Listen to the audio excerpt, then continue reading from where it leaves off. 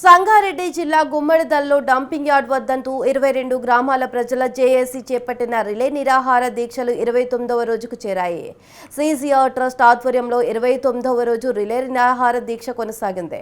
పచ్చని అడవుల్లో పట్నం వ్యర్థాలు తీసుకొచ్చి నింపుతామంటే సహించేది లేదని CCR trust chairman Chimmala Govardhan Reddy కరాఖండిగా చెప్పారు.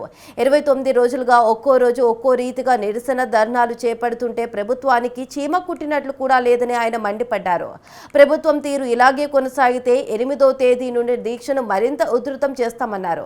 రహదారిని దిగ్బంధం చేస్తామన్నారు. ప్రభుత్వం దిగి వచ్చే వరకు దీక్ష ఆగేదే లేదని గోవర్ధన్ రెడ్డి హెచ్చరించారు. డంప్ యార్డ్ వద్దు, మాకు హైదరాబాద్ చెత్త వద్దు అని చెప్పి పచ్చని ప్రాంతంలో అడవి ప్రాంతంలో తెచ్చేస్తున్నటువంటి డంప్ యార్డ్ను మాకు వద్దని నిరసనలో తెలుపుతా ఉన్నాం.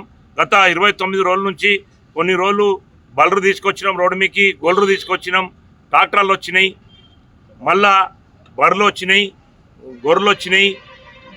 రైతులు, మహిళలు, విద్యార్థులు, ఎడ్ల బండ్లు మేము ఈరోజు ర్యాలీలతో పాటు పెద్ద ఎత్తున దీక్షలు చేసి శాంతియుతంగా ధర్నాలు చేస్తూ ఉన్నాం. కానీ ఈ ప్రభుత్వానికి చీమ కొట్టినట్టు కూడా లేదు. కానీ మా కార్యాచరణ వేరే మార్చుకుంటా ఉన్నాం.